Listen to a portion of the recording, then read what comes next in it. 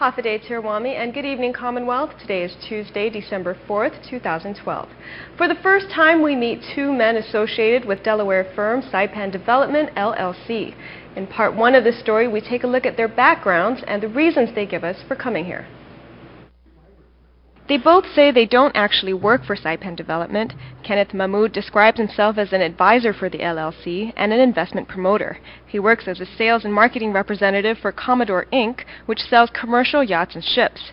His brother David Mahmood is the president and CEO of investment bank Allegiance Capital, and Allegiance, he says, is a major shareholder in Saipan Development.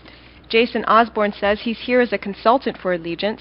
In his previous roles, he's worked for Alaska Senator Ted Stevens and assisted with political campaigns for Republicans all over the country, including most recently Mitt Romney's presidential campaign. Here in the CNMI, he served as re-election campaign manager for Governor Fitial back in 2009. He joined Allegiance about 3 years ago and says his main role is to push for federal legislation to allow U.S. military vessels to be repaired in the CNMI. The governor at the time, who I'd become friends with, had asked me to talk to them about what I could do, because I used to work, because one, I used to lobby Congress, and two, I used to work for Senator Stevens, who was, at the time, was very big on defense appropriations. So to get my thoughts on what could be done. Both men say SDLLC's intention is to build a ship repair facility in Lower Base. The company's controversial deal to build and operate a brand new power plant is part of that plan. There is no government contract for a ship repair facility, Osbourne says, because that facility would be entirely a private venture. It would, however, be located on public land.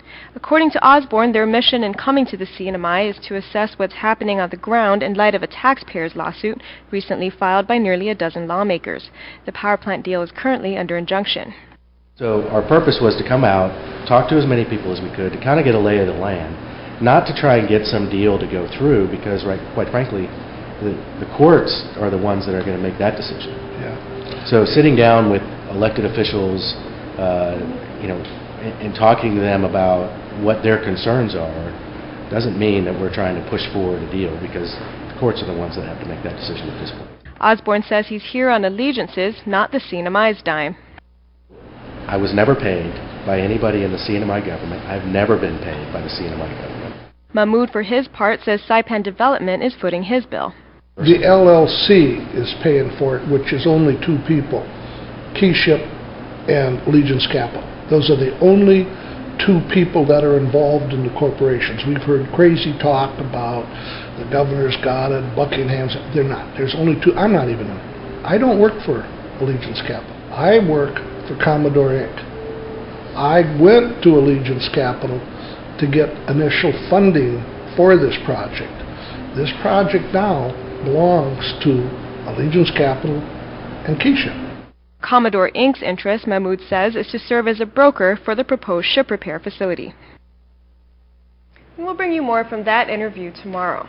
Meanwhile, just an update on the taxpayer lawsuit challenging the power purchase agreement. According to the plaintiff's attorney, Ray Quichocho, both Mahmood and Osbourne were served with subpoenas today and are scheduled for depositions on the 17th and 18th this month.